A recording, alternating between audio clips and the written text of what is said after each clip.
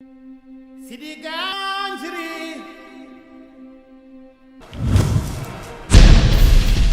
you see, as in the trigger, Baba Timba act fast. He might blow him down with me. Baba has my name, I'll be killer. I can kill a bad any problem.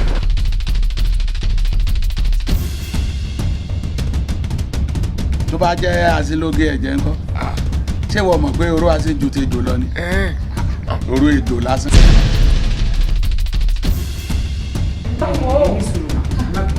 orúkọ Fúlàní kí àtọkọ Fúlàní àti ìyàwó ikọ̀ Yorùbá ẹjọ́ orúkọ òwúrú. ṣé torí ọ̀tá àti bọ́n tí ṣí lè gbé òsàn bá ìwà mọ́ ni. Ó ní ẹ̀ṣọ́ ti ló ń gbé kí wọ́n lọ ọ̀sẹ̀ kan. Kò fẹ́ dá fún wa tí èso di òun ni.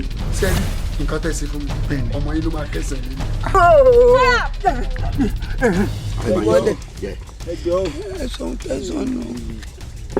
Àníkẹ́ bọ́lẹ̀. Hey, Mr. Man, we're from Kajola police station. Keep short. You are under arrest.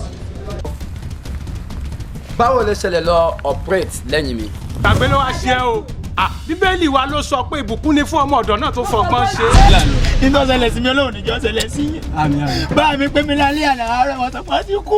ẹni tó ń sọ́rí òṣìwò tí mo ẹgbẹ́ fún èrè bí Sànní Adé. ilẹ̀ mo pè ọ́ ọ̀yá ọ̀gẹ́rẹ́rẹ́ làgbẹ́ wọ́ tọkọ ẹ̀ lẹ́yìn.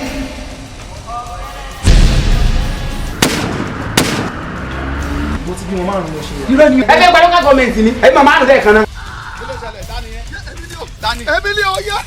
bí torí orí iṣan ni bí tí o ti gbọ́ orí iṣan ni o.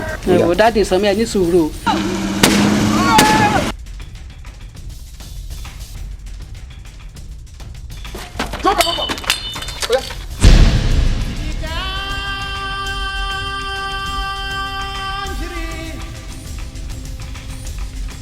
Tomato